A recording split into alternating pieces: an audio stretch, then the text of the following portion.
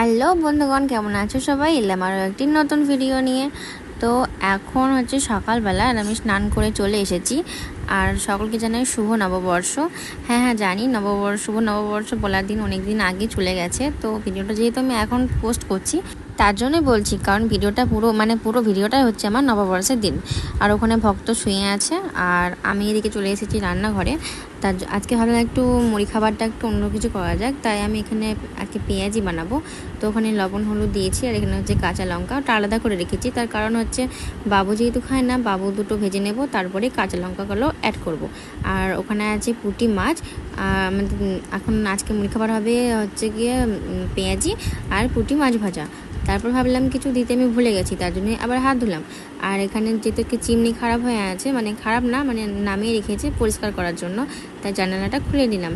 আর এখানে মাছগুলো ভাজতে দিয়ে দেবো। তারপরে হচ্ছে কিনা আমি পেঁয়াজিগুলো ভাজবো। যেহেতু পেঁয়াজিটা এখনও মিক্স করা হয়নি সব, তো তার জন্য আমি এখানে বেসন, পেঁয়াজ, তারপর যা সব উপকরণ দিয়েছিলাম সবগুলো ভালো করে মিক্স করে নিচ্ছি। আর এখানে মাছ ভাজা আমার কমপ্লিট হয়ে গেছে। আর এটা হচ্ছে বাবু মুড়ি খাবে দুটো, আর ও যদি ইচ্ছে হয় তাহলে ও শুধু মুখে খেতে পারে, তার জন্যই আমি ওর জন্য 5টা ভেজেছিলাম।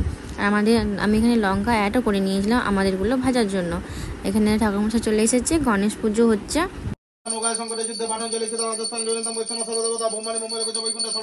আজকে কিন্তু ঠাকুরমশাই একদম মানে টাইমে এসছে, পুজো রেডি করা হয়েছে আর চলে এসছে, খুব একটা লেটও হয়নি।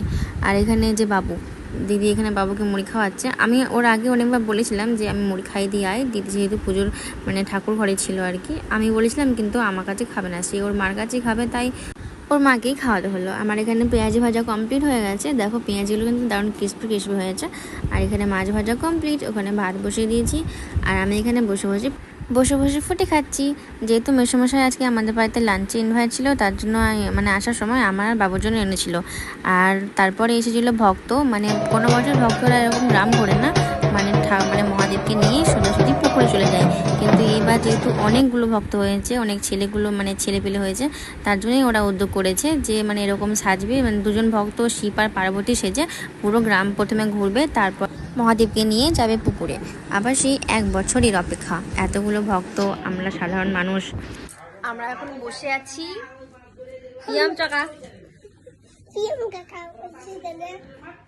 আমি নতুন নাইটি পরে নিয়ে, এটা আমার আজকের পয়লা বৈশাখের ড্রেস।